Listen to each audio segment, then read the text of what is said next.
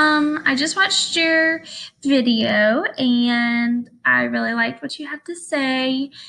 We kind of chose some of the same ones. So the first scenario you chose was scenario 2 about Adam adding the counselor on Facebook and the counselor accepted the friend request. And in the back of the head, in the back of her head, she knew that, it probably wasn't right, but she figured that she could have some more insight on his life and to better understand him instead of the 30-minute session that they have a week. So I think as a counselor, it's very important, if she did accept it, to explain to Adam the next time she saw him that part of her job is to stay professional, and being friends on Facebook is not professional.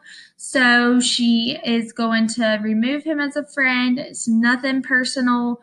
She could even explain that she should have not accepted you in the first place, and explain that, it's just to keep her job professional. And I don't know, she could just explain it that it's important just to be professional. Really, and you said this, I agree that you should really tell the students or that you're working with, like, first thing that, being friends on a social media platform is not very professional.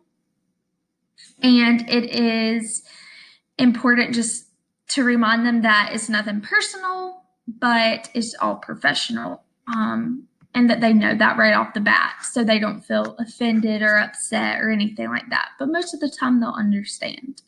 Someone, I think it was Lauren, I'm not really sure, I can't remember, said, you could always create a platform, a website platform for the students that you counsel, and that could be kind of like a social media outlet for them. You could set guidelines of how to use it. I mean, it could be, you could add pictures of your dog if you wanted to, just so they can get to know you and you can get to know them better if that's something that you choose to do, especially since social media is such a big thing for that age group. The second scenario that you chose was the fifth one about the superintendent asking the counselor about personal information in order to expel a student because parents were complaining about this student. So the superintendent came and talked to you. I really agree with you that you must keep everything confidential in this situation. You said that you would explain to the superintendent that if the student is in harm of themselves or others, then it is the counselor's job to tell you or the principal of what is going on. It is your job to tell them that. But in this case, the student has not made a threat to themselves or anyone else, so you must keep that information confidential. So I really liked how, you said that, because that was something that I didn't think about. But yes, if the student had intentions of harming themselves or someone else, they would have to tell, the counselor would have to tell someone, but they're not. So everything's fine and everything should be confidential in this case. I like how you would remind them that you are keeping the best interest of the student throughout this. So if you were to tell the superintendent of something that, it was not of harm of the student or someone else, that's not keeping the best interest of that student, because it's losing that trust between you and that student. And it's very important to keep that trust and confidentiality between the student and you.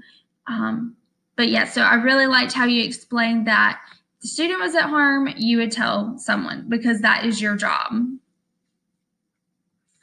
The last scenario you chose was about the eating disorders in the group. So it may be difficult to do this in a group setting because the counselor usually does individual sessions.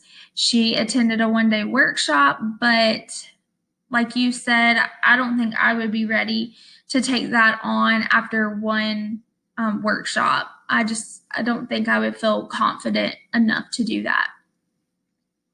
So reaching out for help in order to figure out the best way to go about this or how you should handle something like this is very important. I liked how you said that. Sometimes I feel like as a counselor, I would forget to reach out to people just because I would feel like it's, my job to do this. And, there might not be another counselor at my school, but that is not a good mindset to have. And I should remember that it's very important to reach out to others, especially, there's some counselors I'm sure that have done group settings with eating disorders. So you could reach out to one of them. And going back to social media, how it's so relevant and important in our lives today, you could always, maybe you follow a counselor on Instagram or something, you could always use that as an outlet and reach out to them because I'm sure they might post, what they've been working on with some of their students. I really liked how you said that if you were to do this, you would get someone to supervise you in your first group counseling session on eating disorders, just to help you and give you feedback in the long run. I think that is something that is very smart to do. And if there's something that you come across that you find that's difficult to answer or you don't really know what to do, the person who is supervising you, because they are an expert in that area, could, kind of co-teach with you if they needed to, or throw in a suggestion of this, and then the teacher or the counselor could bounce off of that. So I think that's something very smart to do, is to have someone come in and supervise you and give you feedback, because it's only going to help you in the long run. But I really liked hearing what you had to say, and it was very nice to meet you virtually.